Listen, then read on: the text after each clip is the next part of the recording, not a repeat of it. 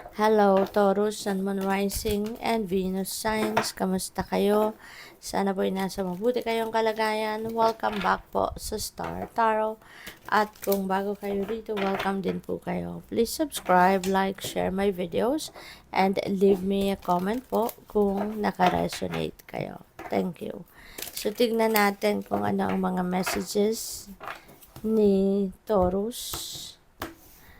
We have time for nap, Taurus, no? Kailangan mo din ng pahinga, kailangan mo din dito na mag-replenish ka ng lost energy mo. Kasi baka energy drained ka na, no? Baka stressed out ka na.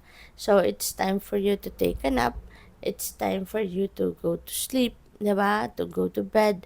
Baka kahit panahon na or oras na ng pagtulog, baka yan ay tinatrabaho mo pa. Baka kahit oras na para ikay magpahinga, baka ikaw ay patuloy pa rin, no, sa pagkayod, sa pagtatrabaho. Okay?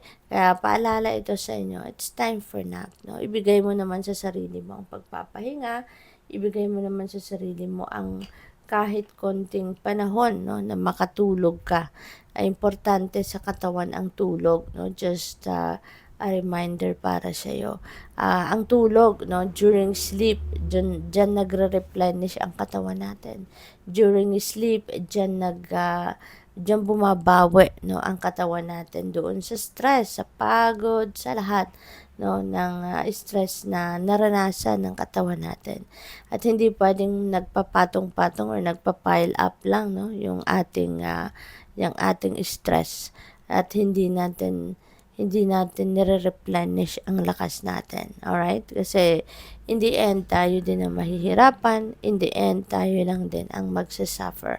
Kaya importante, no, na bibigay mo din sa sarili mo yung pahinga na yung deserve ng katawan mo para you will always be on top of your health. You will always be on top of your game. Okay? So, we also have fork in the road. Ang iba sa inyo siguro, nalilito, confused sa ngayon. Maaaring meron kayong desisyon na kailangan gawin, but you can't make a decision yet kasi nalilito kayo. So, yan din ang isa sa mga naidudulot, no, ng kulang sa pahinga or walang pahinga, walang tulog, kulang sa tulog, nalilito tayo. Nagiging fragmented tayo, 'di ba? Kasi nga yung stress sa katawan, yun na yun yung nararamdaman natin. Yun na yung nagpaparamdam sa atin. Kaya importante na i-ground ninyo yung sarili, no?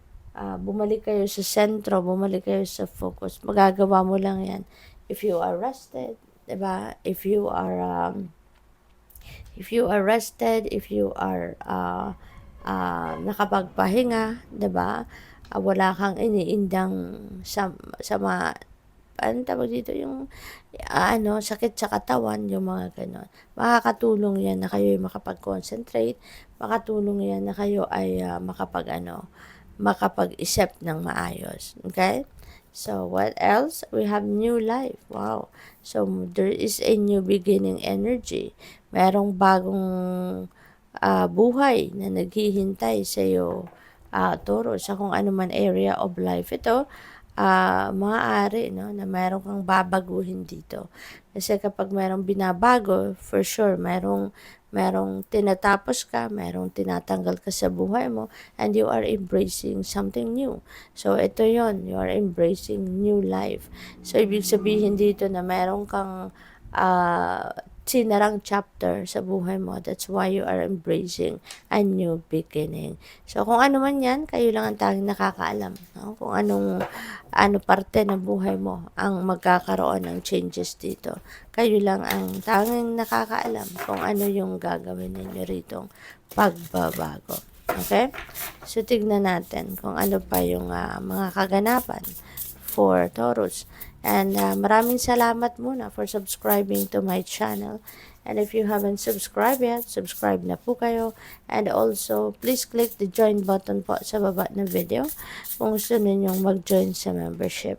At saka, Maraming salamat sa mga hindi po nag-skip ng ads. Thank you for your support.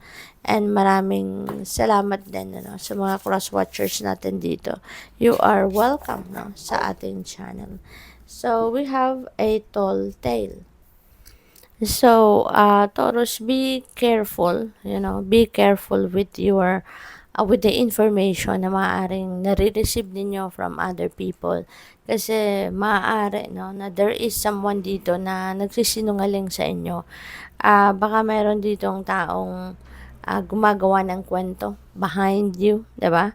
Or kung ano yung mga sinasabi niya sa'yo, mga kinikwento niya sa'yo, maybe false, talagang hindi totoo. And maaaring ginagawa lang ng taong ito to manipulate you, or to manipulate the situation. Kaya mag-iingat kayo. Be discerning, and be the judge kung ano rito yung mga sinasabi ng taong ito sa iyo. Tsaka mararamdaman mo din, makikita mo din naman yung tawag dito, yung body language ng tao, kung yung isang tao ay nagsisinungaling, 'di ba? Ma-feel mo 'yan, makikita mo 'yan, mararamdaman mo 'yan, kung nagsisinungaling ang isang tao sa iyo. Kaya be the judge, alright? At saka mag-iingat kayo, do not share important information to other people, okay? Kasi baka yun ay nagsisinungaling lang sa iyo, alright? At saka kayo, pwede rin na ang iba sa inyo, baka kayo yung may sinasabing white lies, baka kayo may sinasabing kasinungalingan sa ibang tao, okay? Body and soul, Taurus, panawagan ito sa inyo po. Meron din tayong time for nap. So, it's about time na, It's a must, kumbaga. Kailangan na kayo ay magpahinga. Kailangan ninyo nang i-replenish ang sarili ninyo, ang katawan ninyo from lost energy. Kailangan na kayo ay makakatulog kasi baka depleted na kayo sa energy. Maaring hindi kayo makakatulog ng maayos or kulang sa tulog, mga ganon.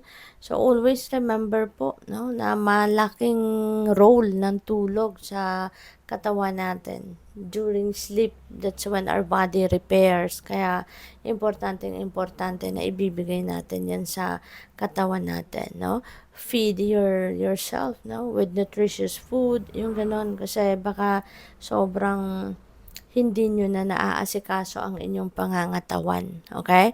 Magpalakas kayo, bring the vitality back in your life at saka yung physical strength ninyo, para kahit marami kayong gagawin, marami kayong obligasyon at responsibilidad, kung malakas ang inyong pangangatawan, kayang-kaya ninyong gawin yan. Okay?